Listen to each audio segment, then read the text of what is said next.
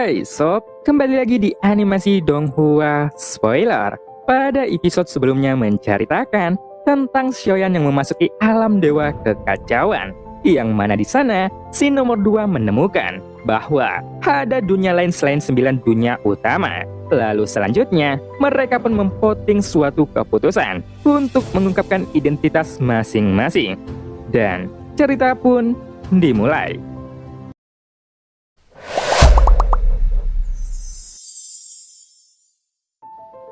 Setelah Xiaoyan selesai berbicara, dia merasa semua informasi yang dia kumpulkan tidak ada yang istimewa. Karena tidak semua dunia mengalami invasi atau perang. Meskipun di dunia tersebut mengalami konflik, tetapi itu hanyalah masalah internal dari dunia mereka sendiri. Baiklah, aku berterima kasih kepada semua orang sudah bersedia menjawab. Meskipun informasi yang dibagikan oleh semua orang tidak ada petunjuk yang akurat, ucap si nomor 2 setelah hening beberapa saat. Menurutku, sangat wajar jika dunia mengalami perang dan perselisihan. Bagaimanapun, masalah perang antar dunia juga bisa dialami oleh setiap dunia.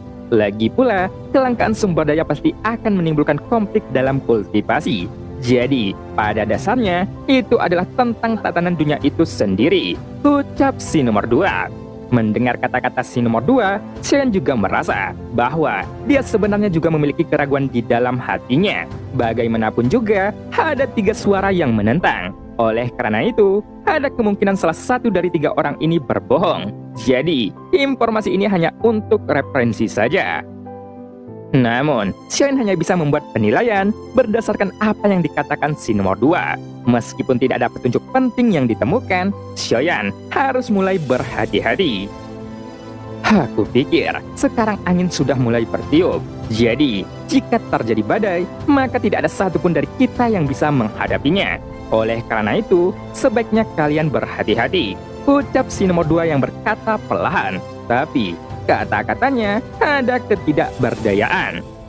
Sekarang, sebaiknya kita terus berbicara secara bergiliran, dan kalian dapat terus berbagi informasi. Tetapi, terima kasih karena sudah mengingatkanku. Dan untuk masalah ini, aku pasti akan lebih memperhatikannya. Meskipun sekarang tidak ada perang di dunia misteri surga barat, tetapi setiap dunia ada banyak perbedaan. Jadi, aku akan memeriksanya dengan hati-hati. Namun, tidak ada informasi lain yang tersedia saat ini, ucap si nomor 3 dengan perlahan. Aku juga ingin mengucapkan terima kasih kepada kalian karena sudah mengingatkanku. Dan aku juga akan memeriksanya kembali. Apakah ada orang yang benar-benar melihat sosok biru di segel pohon dunia di alam dunia Dewa Iblis? Tapi, aku juga masih berharap kalian semua bisa membantu dunia Dewa Iblis untuk memperbaiki segel pohon dunia. Dan aku pasti akan membalas kebaikan kalian dengan sumber daya yang melimpah, ucap si nomor 4 dengan suara yang dalam, lalu melanjutkan. Sebelumnya, aku sudah mengatakan bahwa aku sangat berharap bisa mendapatkan bantuan dari semua orang di alam dewa kekacauan.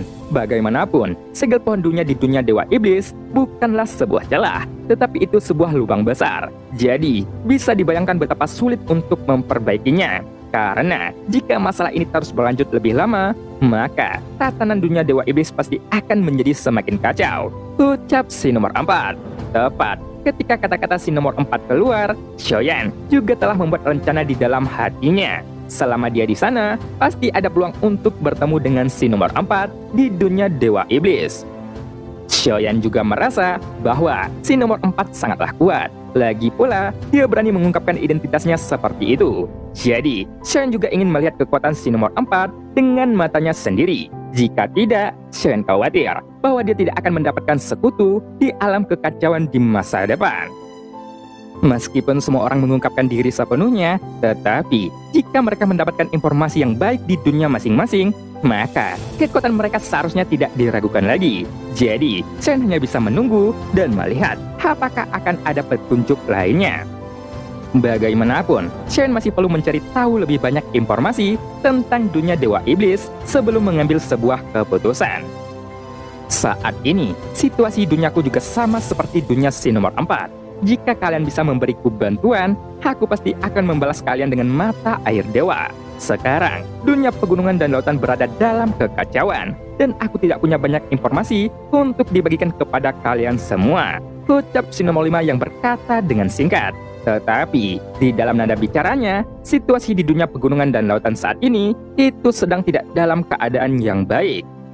Aku sudah memberitahu kalian tentang situasi yang dihadapi oleh dunia Senzi, dan aku hanya berharap situasinya tetap aman untuk sementara waktu, ucap si nomor 6. Setelah dia berbicara, dia pun langsung terdiam, seperti korban karena perbuatan Shoyan yang berasal dari dunia Taesu.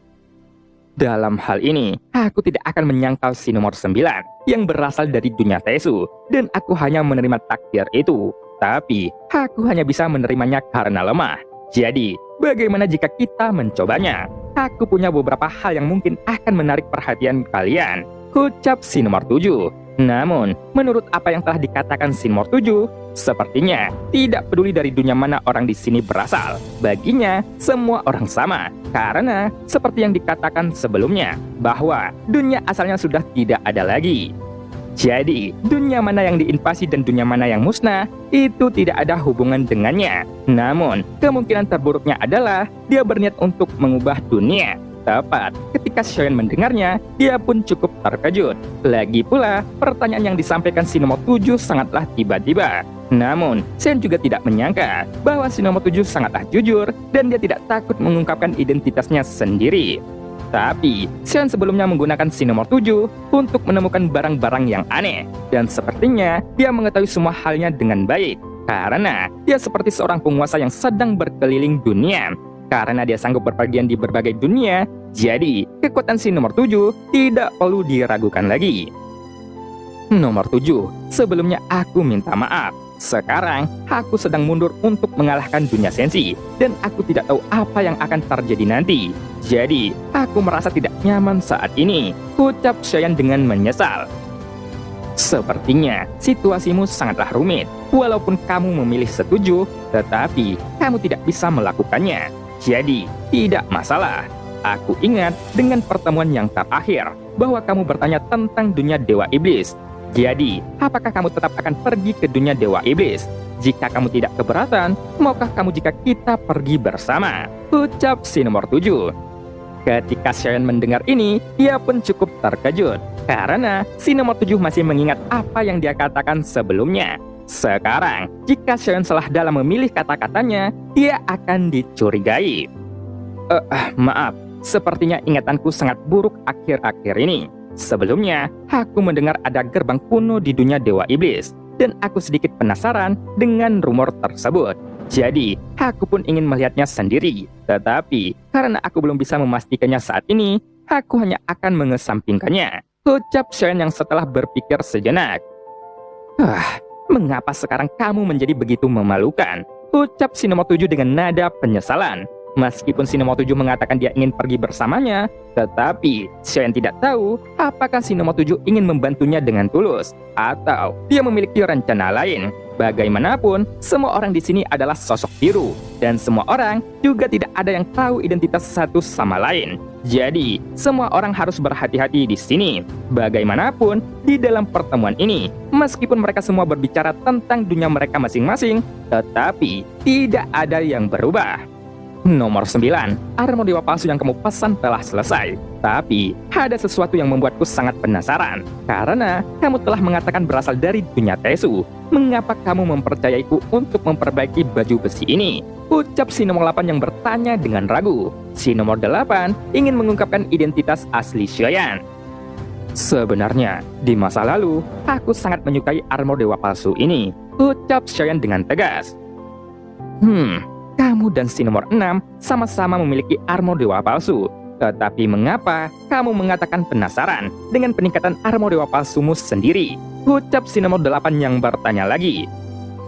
Sebelumnya, aku minta maaf. Sebenarnya, mengapa aku mempercayakanmu memperbaiki armor dewa palsuku? Karena aku ingin menggunakannya. Bagaimanapun, armor dewa palsu tidaklah cukup kuat. Sehingga aku membutuhkan armor yang lebih kuat. Itulah sebabnya aku memintamu untuk meningkatkannya. Lagi pula, dunia Taesuku juga kekurangan sumber daya. Jadi, sulit untuk meningkatkan armor seperti yang aku inginkan. Ucap Shoyan yang segera menjawab. Bagaimanapun, dia sudah sampai pada titik ini. Jadi, meskipun di dalam kata-kata Xiaoyan memiliki banyak celah, tetapi sebenarnya hal yang sama berlaku untuk si nomor 6. Namun, Xiaoyan ingin melihat apa yang akan dikatakan oleh si nomor 6 lagi. Nomor 8. Apakah ada yang ingin kamu tanyakan lagi? Ucap Xiaoyan yang bertanya balik. Nomor 9. Jangan tersinggung, karena armor yang kamu berikan kepadaku adalah armor dewa palsu. Dan meskipun ada banyak perubahan yang terjadi pada armor itu tetaplah armor ajaib. Namun, armor yang kamu percayakan kepadaku, itu tetaplah sama dengan yang aku tempah untuk si nomor 6. Ucap si nomor 8 dengan bingung. Mengapa si nomor 8 benar-benar mengatakannya? Sepertinya dia adalah seseorang dengan pemikiran yang sangat polos. Gumam Xiaoyan di dalam hatinya. Namun, sudut mulut Xiaoyan perlahan terangkat. Awalnya, Xiaoyanlah yang penuh dengan celah saat dia berbicara. Tetapi sekarang, apa yang dikatakan si nomor 8 membuat segalanya berbalik. Itu membuat si nomor 6 lah yang penuh dengan celah. Dan cerita pun berakhir. Sampai jumpa.